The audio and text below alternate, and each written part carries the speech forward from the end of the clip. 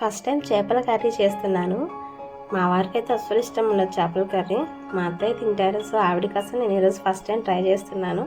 First చేపల్ని బాగా clean చేసుకోవాలి. ఇలా ముక్కలకి పట్టేలాగా బాగా మ్యాగ్నేట్ చేసుకోవాలి. ఉప్పు, కారం, పసుపు వేసుకొని ఒక 20 మినిట్స్ అలా మ్యాగ్నేట్ చేసుకొని ఉంచుకోండి ఫ్రెండ్స్. కర్రీ అనేది చాలా టేస్ట్గా ఉంటుంది.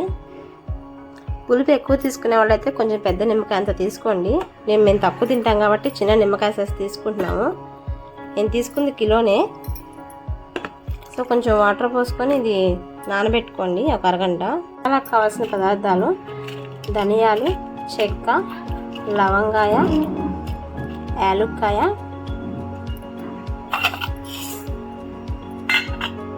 గసగసాలు, కొంచెం అల్లం, కొంచెం చిన్నుల్లిపాయ, కొంచెం ఎండు కొబ్బరి మెత్తగా వేసుకోవాలి. మిక్సీ అనేది మసాలా అనేది వేసేసుకోవాలి. దీంట్లో ఎక్కువ వేసుకోవాలంటే మీకు ఎంత సరిపోతుందో అంత వేసుకొని మ్యాగ్నేట్ చేసుకోండి. 2 స్పూన్స్ ఆయిల్ వేసుకోండి.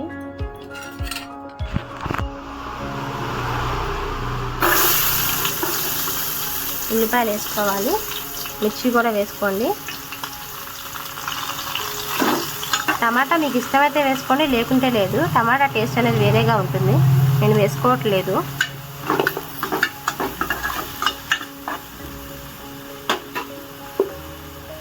కొంచెం కరివేపాకు కూడా వేసుకోండి. ఇది మొత్తం బాగా వేయించాలి. ఇప్పుడు మ్యాగ్నేట్ చేసుకున్న ఫిష్ ఉంది కదండి, ఇది కూడా దీంట్లో వేసేసుకోవాలి.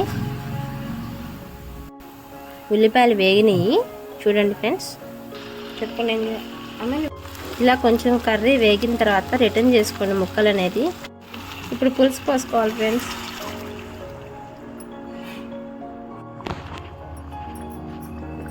గరిటతో తిప్పకూడదు కర్రీ అనేది, ఇలా చేత్తోనే తిప్పుకోవాలి, చట్టి కదిలిస్తూ,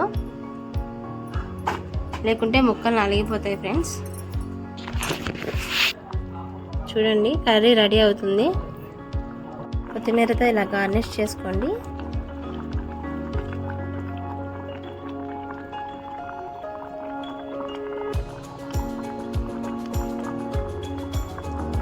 చేపల పులుసు ready. Thank you for watching.